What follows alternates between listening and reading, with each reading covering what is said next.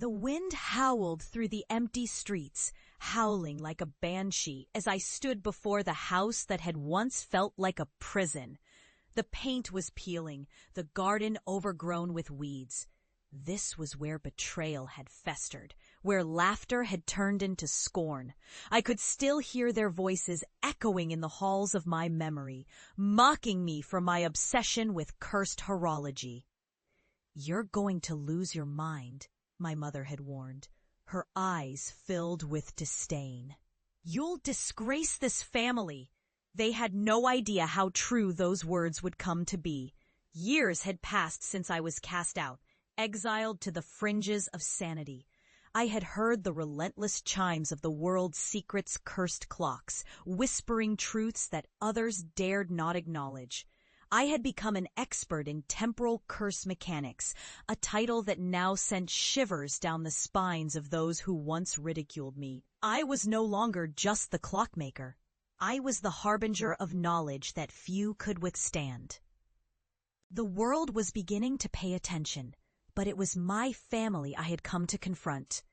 As I stepped onto the porch, the wood creaked beneath my weight, as if the house itself remembered my pain. I was no longer the weak, trembling soul they had dismissed. I had embraced the shadows of time, learned to wield them, a dark empowerment stemming from the very curses they had dismissed. I pushed open the door, the hinges groaning in protest. Walking into the dimly lit living room, I was met with a tableau that sent a chill crawling down my spine. My family sat in silence, their faces a mix of shock and apprehension, as if they sensed the change in the air. They were gathered around the same old clock that had once been my pride, its pendulum swinging steadily, marking the passage of time, a time they had tried to trap me in. "You've come back," my father said, his voice trembling. It was less a question than a judgment. "I have," I replied, my voice steady, "and I bring the knowledge you once mocked." "You're not welcome here," my sister spat, her eyes narrowing. "We don't want to hear more of your nonsense." But I had not returned to plead for their acceptance. I had come to remind them of what they had feared. "Do you remember the clock tower?" I asked, watching their faces pale. "The one you accused me of sabotaging?" They flinched, and the air thickened with unspoken guilt. "You were wrong." And now the echoes of that tower haunt this place. Suddenly, the clock on the wall chimed loudly, as if signaling the beginning of something far more sinister. Each strike reverberated through the room, a cacophony of sound that felt alive. I approached the antique clock, my heart racing. "It's time for you to see," I murmured, recalling my own transformation, one that had come with deep sacrifices and deeper truths. "What are you talking about?" my mother pleaded, her face turning a shade paler. The ticking became louder, an insistent drumbeat of inevitability. I remembered the spirits I had encountered, the whispers of those lost in time, and the shadows that lurked just beyond the veil of reality. And then it happened. The walls of the house began to shake, as if the very foundation was rattling under the weight of the truths buried within.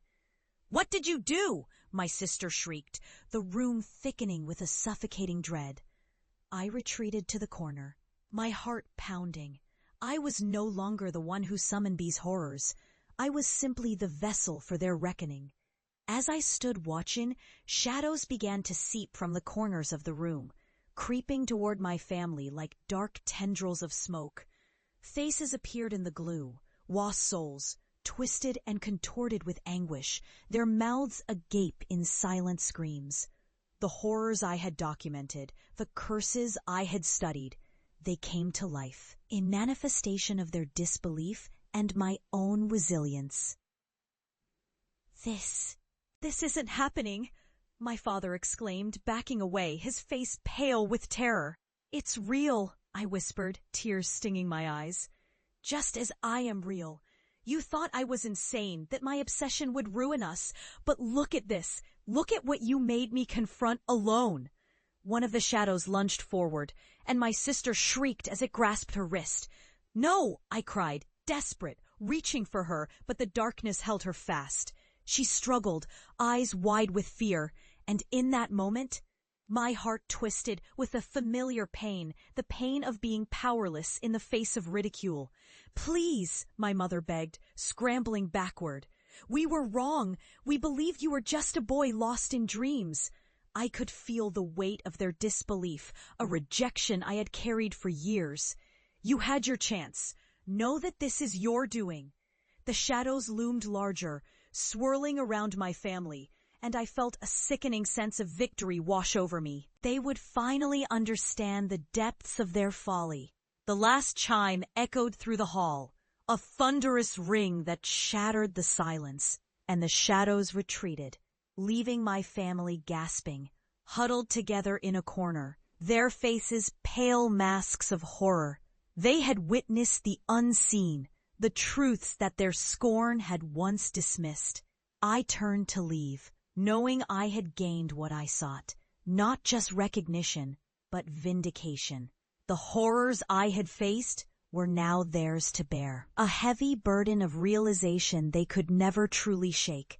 As I stepped back into the chilling night, the echoes of their fear followed me, a reminder of the price of disbelief. In that moment, I knew I was no longer the boy they had shunned, but a keeper of dark secrets, a guardian of the unimagined.